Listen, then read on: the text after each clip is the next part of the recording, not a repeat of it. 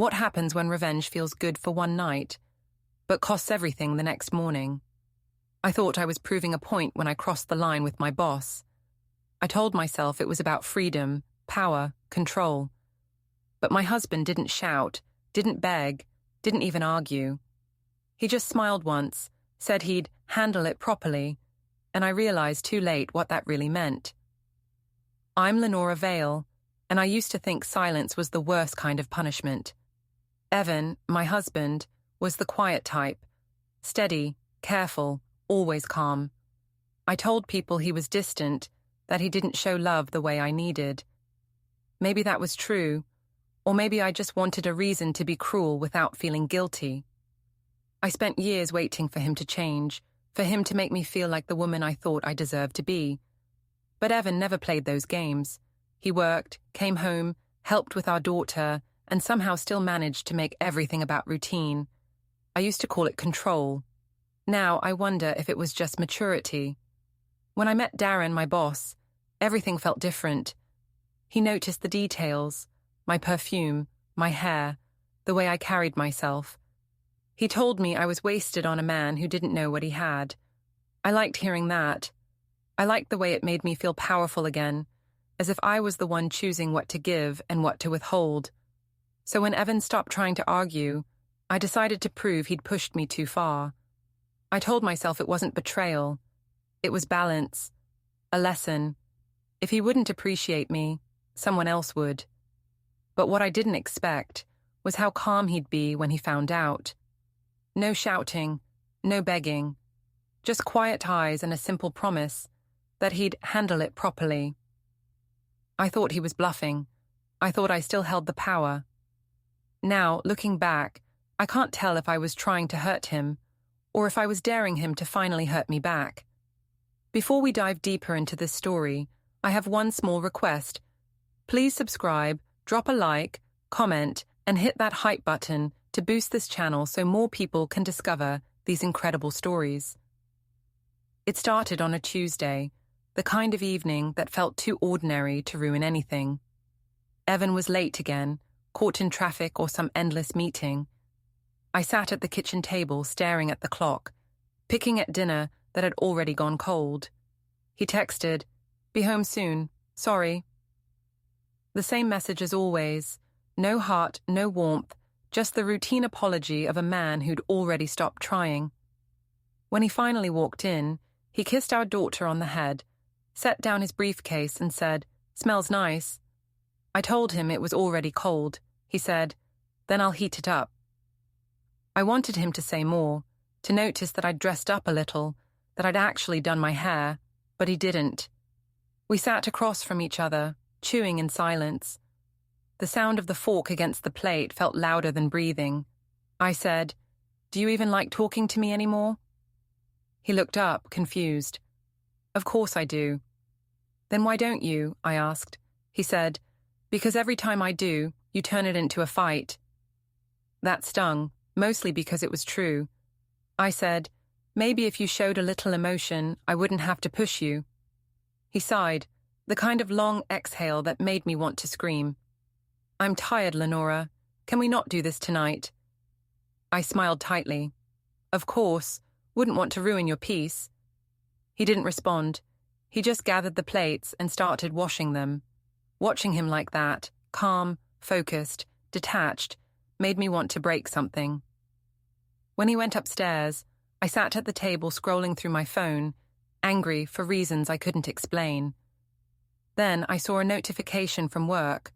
My boss, Darren, had commented on a post I'd made earlier, a photo from our latest campaign. "You carried that project. Couldn't have done it without you." I smiled. It was small, but it felt like air after holding my breath too long. The next morning at work, Darren stopped by my desk. He said, "Rough night. You look tired." I said, "Just the usual." He nodded knowingly, like he understood something private. "He doesn't see what he has, does he?" I laughed awkwardly. "He's just quiet." Darren leaned closer. "Quiet or careless?" It wasn't flirting, not exactly, but it felt like a game. He wasn't afraid to say what I secretly thought, that I'd been wasting my time with a man who didn't know how to appreciate me. By lunch, I'd convinced myself it was harmless. Darren invited me to join a few co-workers at the cafe downstairs.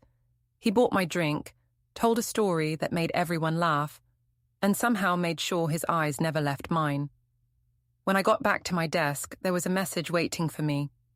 "You looked beautiful when you laughed." That night, I came home later than usual. Evan was on the couch, laptop open, working on something. I said, "You didn't even call to ask where I was." He said, "I figured you were fine." "Just fine?" I asked. He looked at me calmly. "Lenora, what do you want me to say?" "I don't know," I said sharply. "Something that sounds like you care." He shut the laptop and stood. "I do care, but every time I try, you make it about how I'm failing." I crossed my arms. "Because you are." He stared at me for a long moment, then just said, "Good night," and walked upstairs. That was the moment something inside me snapped, not from pain, but from boredom. I told myself I was done being invisible. The next day, Darren called me into his office to talk about new opportunities. The door closed behind me and he smiled. "You really are wasted in this role. You deserve more." I asked, "More what?" He said, "Recognition, attention, the things your husband doesn't give you." I laughed it off, but he was right. Evan never said those words, not anymore. That night at home, Evan asked how my day was. I said, "Fine." He said, "You seem distracted." "Maybe I'm just tired of trying," I said. He didn't argue. He just nodded slowly, like he'd expected it. "I hope you find what you're looking for."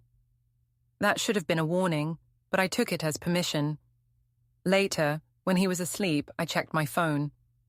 A new message from Darren blinked on the screen. Still thinking about that smile. I typed back before I could think.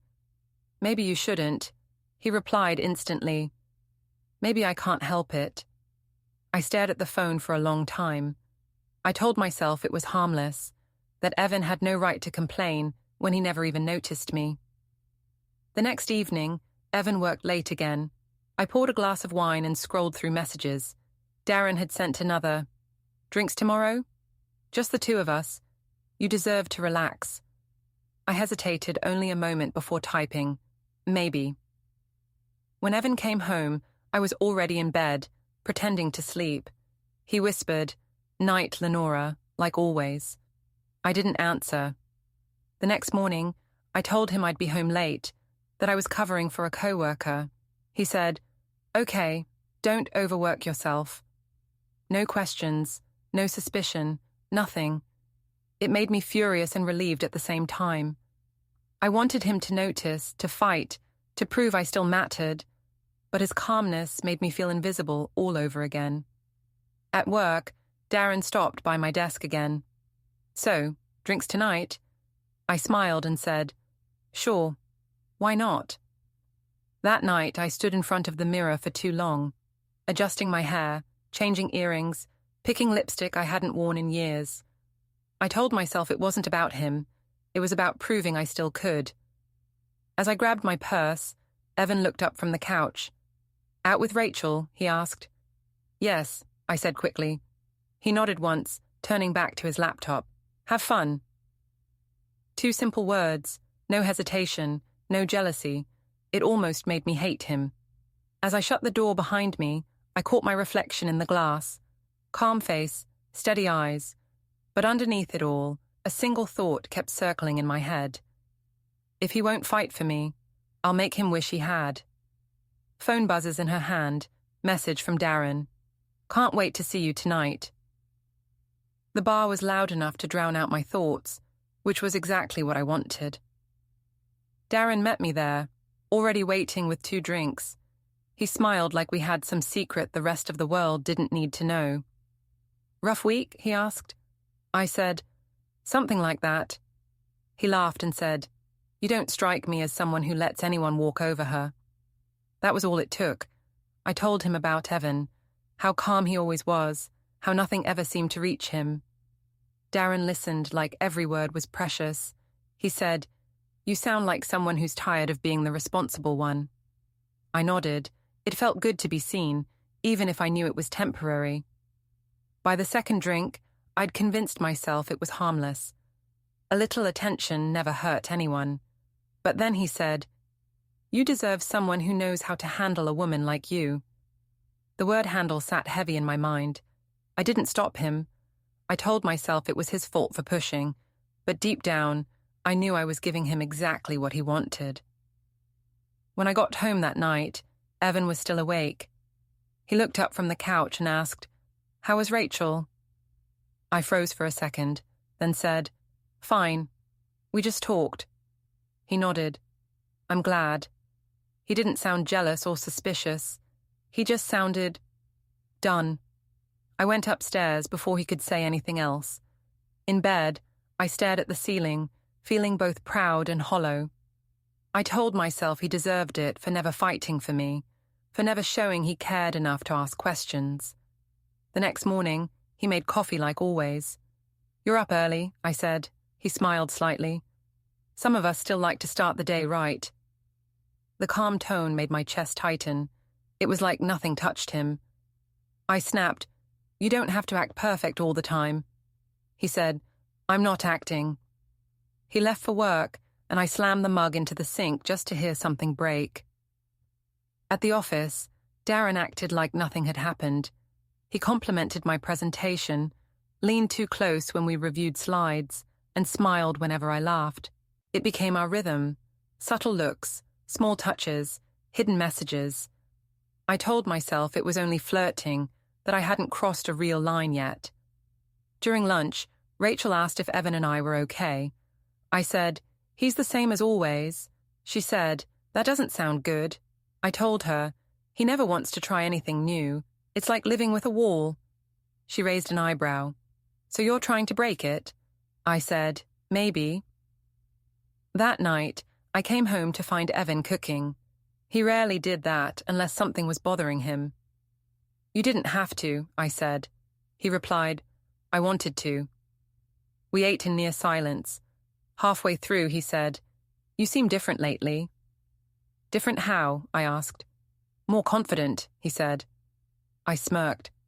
"That's a bad thing." He shook his head. "No, just new." I didn't know if it was a compliment or a warning. When he went upstairs, I checked my phone. Darren had sent another message. "Still thinking about you. That dress was a distraction today."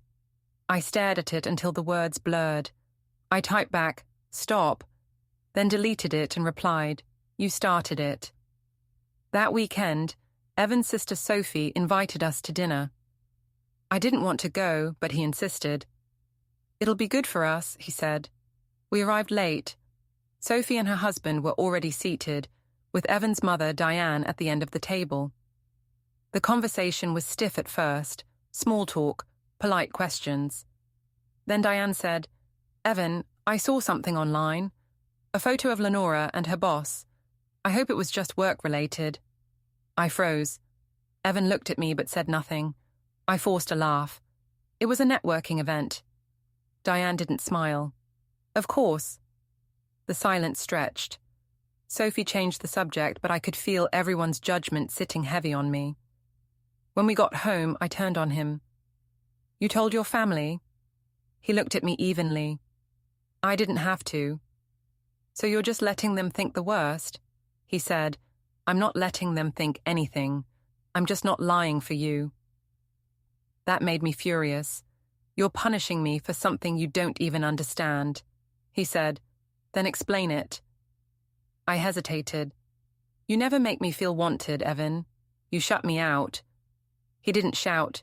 He just said quietly, "And you think that excuses everything?" I couldn't answer. That night I went downstairs, shaking. I called Rachel and told her what happened. She said, "You're spiraling, Lenora. You need to stop before it gets worse." I said, "He deserves this. He made me feel small for years." She said, "You're trying to win a war he's not even fighting." I hung up on her. The next morning I tried to act normal. I made pancakes for our daughter, smiled too brightly. Evan helped her with homework, pretending nothing had changed. His calmness felt cruel. I wanted him to break, to scream, to show he cared. But he just kept moving through the morning like a man who'd already made peace with something I didn't understand.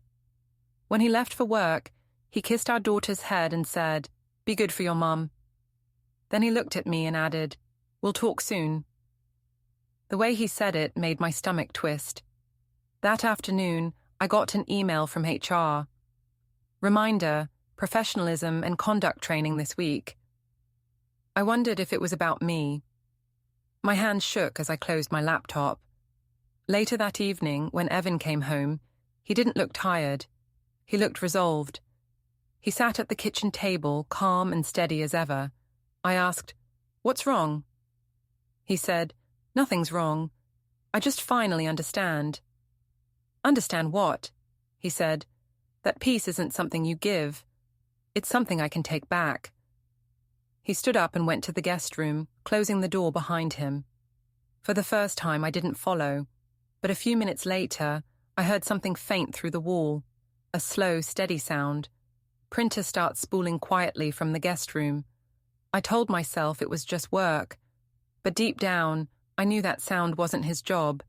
It was the beginning of something I couldn't control anymore. The printer sound haunted me all night.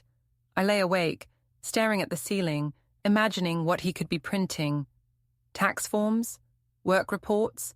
Something else? By morning, the guest room door was open and he was gone. His laptop was gone too. The only thing left on the desk was a mug, half empty and cold.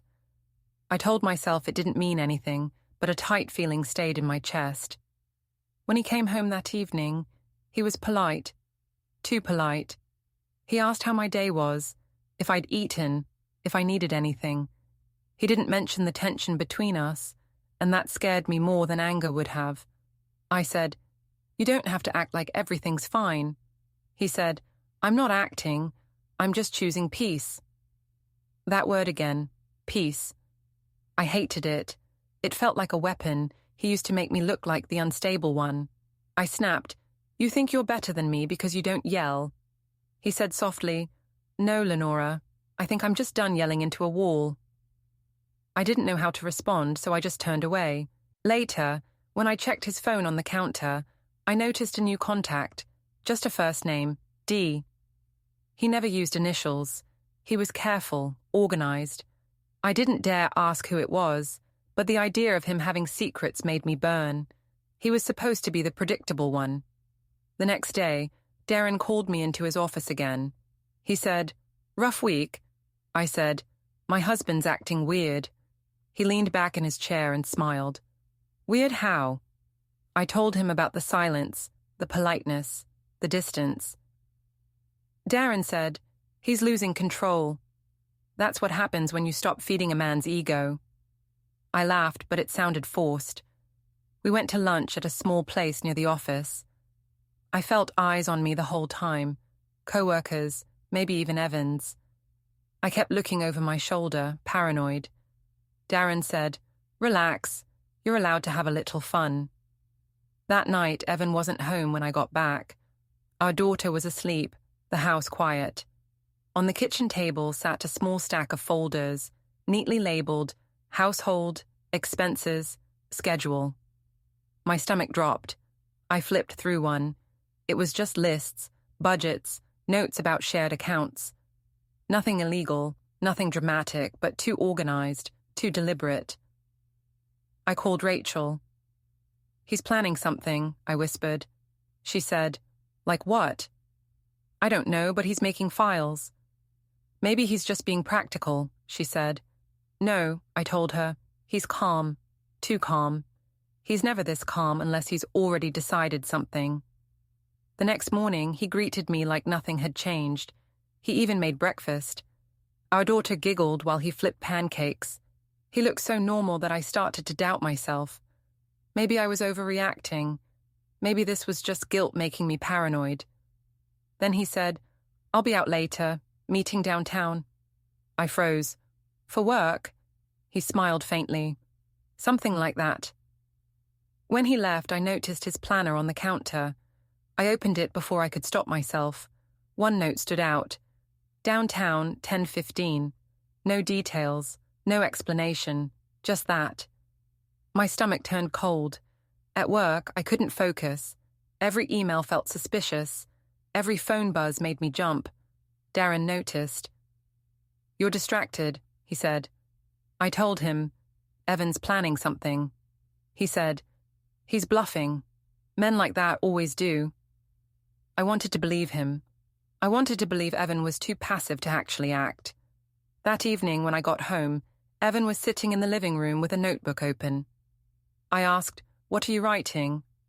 He said, "Plans." "For what?" He looked up. "For life after this." I laughed nervously. "You're being dramatic." He said, "No, you are. I'm just preparing." He got up and walked past me like I wasn't even there. I stood frozen, my pulse racing. That weekend, Darren invited me to a networking dinner at a rooftop bar. I didn't want to go, but part of me needed the distraction. Needed to prove to myself that I still had power somewhere. The place was packed. Music, laughter, glasses clinking. Darren introduced me to a few people, kept his hand lightly on my back, and complimented me like I was his prize. I let him. I told myself Evan didn't care anyway. Halfway through the night, I saw a flash from across the room. Someone was taking a picture of us. Darren laughed it off, but my heart sank. It wasn't romantic, not really, but it would look like it was. An hour later, I got a message. "Nice night." The number wasn't saved, but I knew it was Evan. I didn't reply. When I got home, the house was dark. He wasn't asleep in the bedroom. The guest room door was closed again. I knocked once. No answer. I turned the knob. It was locked. That was the first time he'd ever locked a door in our house. I went to bed furious, my mind racing with excuses and imagined speeches. By morning, he was already gone again. That day at work, people whispered. I saw glances in the hallway. Someone had uploaded photos from the rooftop dinner. Me and Darren, laughing too closely, his hand too low. My stomach sank. I told myself they'd forget, that it would blow over, but I could feel something shifting. At lunch, my phone buzzed. Group chat. "Have you seen this?" It was Sophie, my sister-in-law. A screenshot of the photo, with my name tagged. I didn't reply. That evening, Evan came home early. He was calm again, wearing that unreadable expression that made me feel small. I said, "I can explain." He said, "You don't need to. I've stopped asking." "Then what do you want from me?" He said, "Nothing anymore." He picked up one of the folders and slipped it into his briefcase. Then he added quietly, "I'll handle it properly." The way he said it, steady, final, sent a chill through me. He turned to go upstairs, and for a second, I almost reached out to stop him. But I didn't. I just stood there, gripping the counter, my throat tight. When the door closed behind him, the house felt completely still, like something had already ended. Phone vibrates on the counter.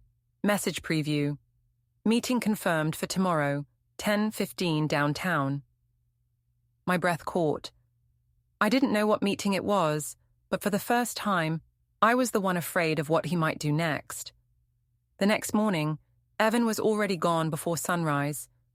His side of the bed looked untouched, sheets smoothed like he'd never slept there. On the kitchen table, a plate sat waiting for me. 2 slices of toast, buttered the way I liked. It should have felt sweet. Instead, it felt like a goodbye. I sat staring at it for a long time. Our daughter padded into the kitchen, sleepy-eyed, and asked, "Why isn't Daddy eating with us?" I smiled too wide and said, "He's just busy today." She nodded, trusting me completely. That blind trust hurt more than anything else. By the time I dropped her at school, my hands were trembling. I opened my phone and checked my messages. Nothing from Evan, but a new one from Darren. "Need you in my office first thing." My stomach twisted. At work, the atmosphere felt different. Eyes followed me. A few whispered. Darren stood at his door, gesturing for me to come in.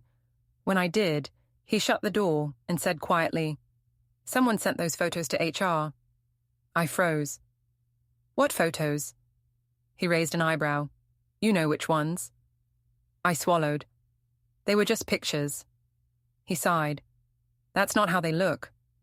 I could feel the panic rising. "You're not in trouble, are you?" He smirked faintly. "I'll be fine. You, on the other hand, might want to lay low." I wanted to yell at him, to ask if he'd leaked them himself, but the look in his eyes told me the truth. He didn't need to. Someone else already had. When I got home, Evan's car was in the driveway. I walked in slowly, heart pounding. He was in the living room, sorting papers into piles on the floor. "You're home early," I said. He didn't look up. I finished what I needed to do. "What's that supposed to mean?" He stacked the papers neatly, then met my eyes. "It means I'm done pretending." I forced a laugh. "Pretending about what? You think I've done something wrong?" He looked at me so steadily that my throat went dry. "I don't need to think it, Lenora." I opened my mouth to argue, but nothing came out. He stood and said, "Our daughter's at my mother's tonight. We need to talk without her here." The quiet finality in his tone made me sit down before I realized it. He said, "I'm not angry anymore." That scared me more than if he'd shouted. "You're not?" He shook his head. "No. Anger means you still care about fixing something." I clenched my hands. "So what, you're just giving up?" He said, "I'm accepting reality." I tried to twist it back on him. "You're so calm because you think you've won. You think you're better than me." He said, "No. I just stopped playing the game." That hit harder than I expected. I leaned forward, desperate. "Evan, I only wanted you to notice me." He said, "I did notice you. I just didn't recognize who you became." His voice didn't rise, didn't shake. It was steady, almost gentle. I hated that calm. I wanted chaos. I wanted him to break. "After everything," I said, "you're just going to walk away?" He nodded slowly. "Yes. Properly." I asked what that meant, but he only repeated, "Properly." He walked into the other room, leaving me staring at the wall, the sound of papers being slid into folders echoing through the house. That night I called Rachel. She said, "You sound scared." "I think he's meeting a lawyer," I whispered. She was silent for a long moment. Then she said, "You pushed him too far." "No," I said. "He pushed me." "Lenora," she said softly, "that's not true anymore." I hung up before she could say more. Later, Evan came downstairs. He didn't look angry or sad, just done. He handed me a small box. Inside was my wedding ring, the one I'd stopped wearing months ago. "You left this in the bathroom," he said. I stared at it. "You're not keeping it?" He said, "No, you gave it away a long time ago." I felt my chest tighten. "You can't just erase me." He said, "I don't need to. You did that yourself." Then he turned and walked out to the backyard. I followed, standing in the doorway as he looked out into the night. "I'll make things simple," he said. "You won't have to pretend anymore." "Evan, please," he held up a hand. "No, I'm not doing this in front of her. Whatever comes next, she deserves peace." He walked back inside, calm as ever, and I realized with horror that I wasn't in control anymore. The next day, his mother, Diane, came over. She didn't yell or accuse. She just said quietly, "He's not the same man, Lenora. You broke something in him." I said, "You're all just taking his side." She said, "There are no sides. There's just the truth." When she left, I slammed the door so hard it rattled the frame. I stood there, shaking, until my daughter tugged at my sleeve. "Mummy, why are you crying?" I knelt down quickly, forcing a smile. "I'm not, sweetheart. Just tired." She looked at me for a moment, then whispered, "Daddy said you don't like being home anymore." The words hit me like a slap. "He said that?" She nodded. "He said you'll understand soon." I froze. I didn't know whether to scream or laugh. That night, Evan didn't come home until late. He went straight to the guest room again. I heard the door click shut. The sound was quiet but sharp, like the closing of a final chapter. Phone buzzes on the counter, calendar notification. Downtown 10:15, meeting confirmed. I stared at it until my hands went cold. Whatever he was planning, it wasn't tomorrow anymore. It was already in motion. By morning, the house felt like a hotel we were both checking out of. Evan moved with quiet efficiency, packing a bag, folding shirts with that same methodical calm that used to comfort me and now terrified me.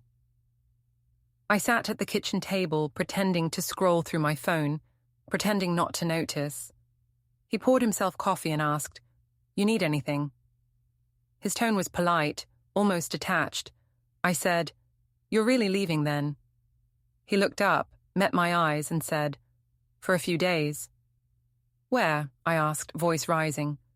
"Downtown," he said simply. That word again. I wanted to scream at him to stop being so calm, to stop acting like he was the victim. Instead, I said, "So that's it? You're running away?" He sighed softly. "No, Lenora, I'm doing what I should have done months ago, handling things properly." The phrase sent a chill through me. I wanted to ask what things meant, but I was too afraid of the answer. When he left, the house felt empty in a new way. Not like he'd gone to work, but like something final had been set in motion. I went upstairs, searching for clues, his planner, his laptop, anything. Both were gone. His closet was half empty too. At noon, Rachel called. "You need to calm down," she said. "I can't. He's meeting someone. He's planning something." "Maybe it's over, Lenora. Maybe that's what he's planning." "No," I said. "He's not that type. He's too controlled." Rachel hesitated. "Maybe that's exactly why you should worry." I hung up and sat on the edge of the bed, shaking. Later that day, Sophie texted me. "Mum says Evan's been seeing someone downtown. He's being smart about everything. You should probably get your things in order." My pulse jumped. "What does that mean?" I typed, but she didn't reply. I called Diane. She answered with a tired sigh. "Lenora, this isn't about sides anymore." "Then what is it about?" "Consequences," she said. "He's not angry. He's just done." "Did he tell you what he's doing?" She said softly. "He doesn't have to. You'll see soon enough." I felt dizzy, like the world had shifted under me. That evening, he came home earlier than expected. He looked calm, almost peaceful. He asked if our daughter was asleep. I nodded. Then he said, "I spoke to HR today." My stomach tightened. "Why?" "To finalize things with my transfer." "Transfer?" I asked. He nodded. "New position, different office, different city." My heart dropped. "You're not serious." "I am," he said. "It's best for both of us."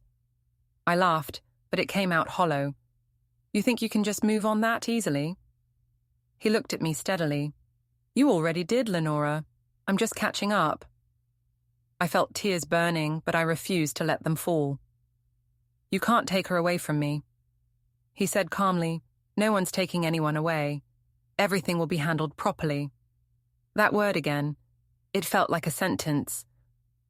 When he went upstairs, I sat alone in the dim kitchen. The fridge hummed softly, and for a moment, I thought about how quiet everything had become. No shouting, no fighting, just silence thick enough to suffocate me. I wandered into the guest room after he fell asleep. The folders were gone. The printer was unplugged. On the desk, one sticky note remained. It said only, "Peace takes planning." The next morning, he dressed our daughter for school while I watched from the doorway. He kissed her forehead and said, "Be good for your mum, okay?" She nodded. Then he looked at me and said quietly, "I'll pick her up this afternoon, don't wait up." "Evan," I said, trying to sound casual, "what's happening?" He looked at me like he was memorizing something, then said, "You'll find out soon." I tried to stop him as he walked toward the door. "We can fix this," I said. He paused, hand on the handle. "No, Lenora. We can end it right. Then the door closed. For the rest of the day, I couldn't focus on anything. Every sound made me jump. Every phone vibration made my heart race. Around evening, I saw him in the driveway, loading his briefcase into the car. I ran out and said, "Please, just tell me what's going on." He looked at me one last time and said softly, "I told you, I'll handle it properly." Then he drove away. The taillights disappeared into the distance, leaving only silence behind. A quiet knock at the front door, followed by the faint rustle of papers sliding through the mail slot. I froze, staring at the envelope on the floor, afraid to touch it, knowing whatever it wasn't just paperwork. It was the ending he'd promised. The envelope sat on the floor like it was waiting for me to breathe first. I picked it up with shaking hands, half hoping it was nothing. But the seal was official, crisp, heavy in a way that made my stomach turn. I tore it open. Inside were papers, petition for divorce and temporary custody arrangements. My knees went weak. His signature was there, steady and deliberate, like every decision he'd made leading to this moment. I read the words twice, trying to make them mean something else. They didn't. He'd already filed. The line about custody was clear. Our daughter would stay with him during the week. Outside, I heard footsteps. Evan was standing by the car, speaking quietly with a man who handed him a folder. He didn't even glance at me. I stepped out onto the porch. "You really did this?" I asked. He looked up, calm and distant. "I told you I would handle it properly." Then he turned away, shutting the car door with quiet finality. The sound echoed through the air. I stood there barefoot, the papers shaking in my hands, realizing too late that I'd mistaken silence for weakness, when it had always been strength. Don't forget to hit like, subscribe, and turn on the bell so you don't miss the next story. Write in the comments from which city you are watching.